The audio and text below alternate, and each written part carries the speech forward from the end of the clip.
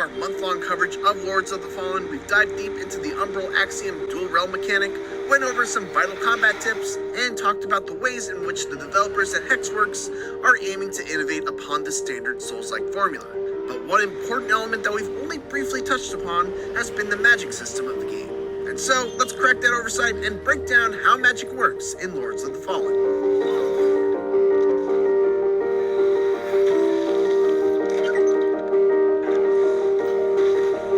In this new Lords of the Fallen, there are 3 schools of magic, each tied to one of the 3 warring gods at the heart of the story. There's Rogar, which is the magic of the god of chaos, Aedir; Radiant, the holy magic of the god Aureus; and Umbral, the magic of the goddess that rules the Umbral realm. Each school of magic has their own unique type of catalyst that you'll need to equip in order to wield it, but you're free to specialize in whichever you want. Of course, that choice will largely come down to your own stats and what kind of build you're aiming for. There are 2 core magic stats when it comes to magic scaling. Infernal is what players will want to sink points into if they want to specialize in Rogar Pyromancy, and Radiance is the stat for Radiant magic. Interestingly, Umbral magic actually scales with both of them, so you'll have to make that choice of whether you want to go full Pyromancy, full Radiance, or double dip into both so that you can go big on Umbral magic.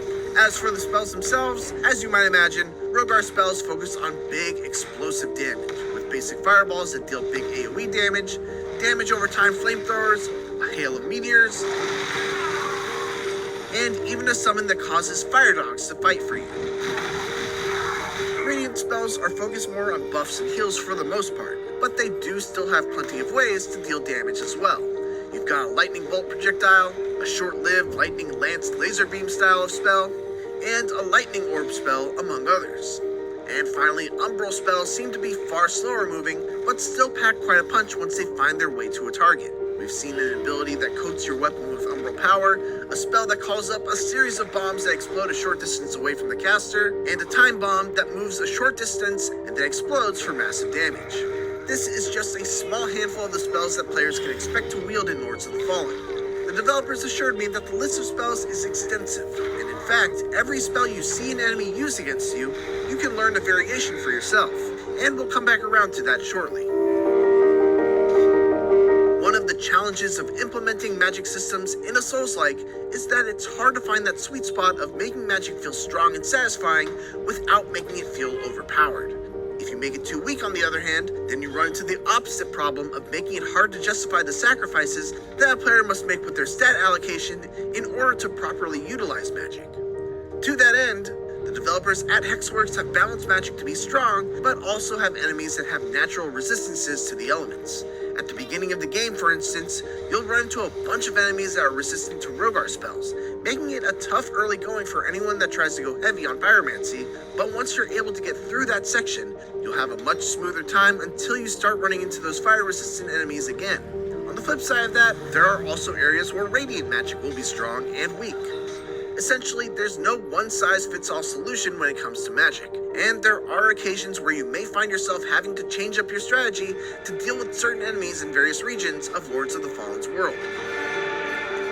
Beyond those 3 main schools of magic, there are also secondary types of magic, such as frost, poison, and so on, which you'll generally be able to utilize by finding specific items that can be thrown or applied to your weapon. And each of those will also be strong or weak against specific types of enemies as well, so there's a lot of room for experimentation when it comes to finding the right type of magic to deal with enemies within a region. With so many spells to learn, it begs the question, how do you obtain them?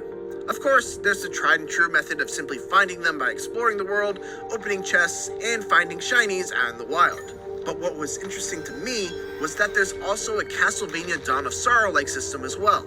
Killing certain enemies also gives a % chance that you'll be able to loot their particular spell, because, as I said before, every spell you see is a spell you can learn.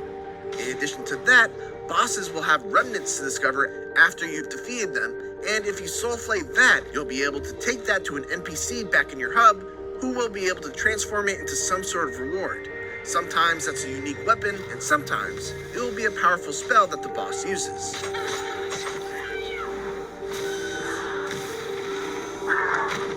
And that's currently everything there is to know about magic in Lords of the Fallen.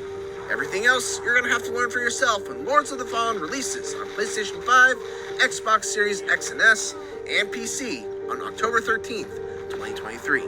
Thanks for watching, and for more Lords of the Fallen, keep it here on IGN.